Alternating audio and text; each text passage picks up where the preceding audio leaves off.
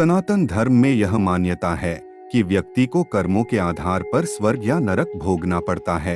ठीक इसी प्रकार मार्कंडेय पुराण में बताया गया है कि नरक भोग कर आए हुए लोगों की क्या पहचान होती है।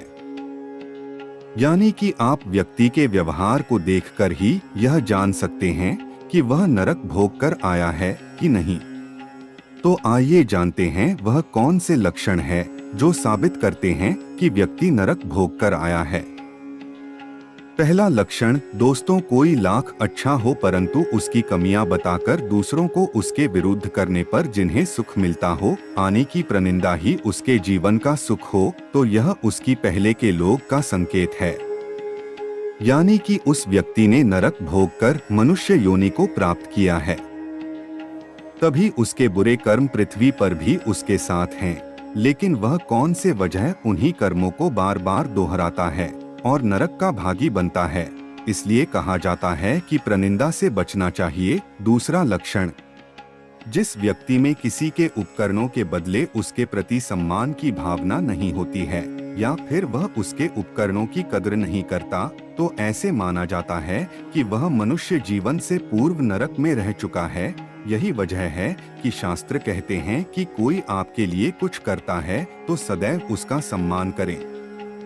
नंबर 3, पुरुष या परस्त्री सेवन करने वाला। जो भी पुरुष अपनी पत्नी के अलावा किसी और की पत्नी के साथ संबंध बनाता है या फिर कोई भी स्त्री अपने पति के अलावा किसी और पुरुष के साथ रिश्ते में होती है, तो मार्कंडेय पुराण के मुताबिक वह नरक भोगी होता है।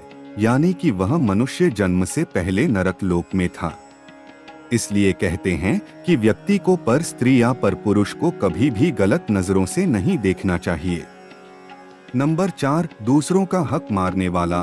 दोस्तों कई बार कई लोग जानबूझकर दूसरों का हक छीनने में लगे रहते हैं।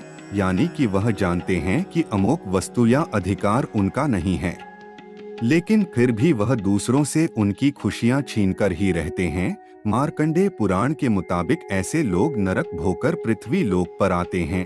तभी कहा जाता है कि कभी भी दूसरों का हक नहीं मारना चाहिए ताकि दोबारा नरक ना भोगना पड़े। नंबर 5, देवताओं की निंदा करने वाला। मार्कंडेय पुराण के अनुसार नरक भोग कर आने वाले व्यक्ति सदैव ईश्वर की निंदा करते हैं। उन्हें हमेशा ही लगता है कि भगवान ने उनके साथ सही नहीं किया है।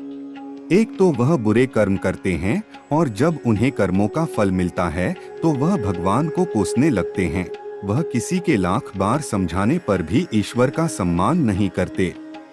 लेकिन दोबारा नरक ना भोगना पड़े, इसलिए इस निंदा से बचना चाहिए।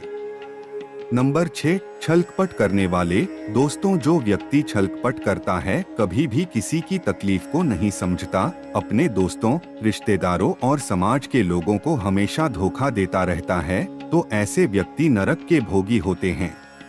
यही वजह होती है कि मनुष्य योनि में जन्म देने के बाद भी वह गलत कार्यों में लिप्त होते हैं।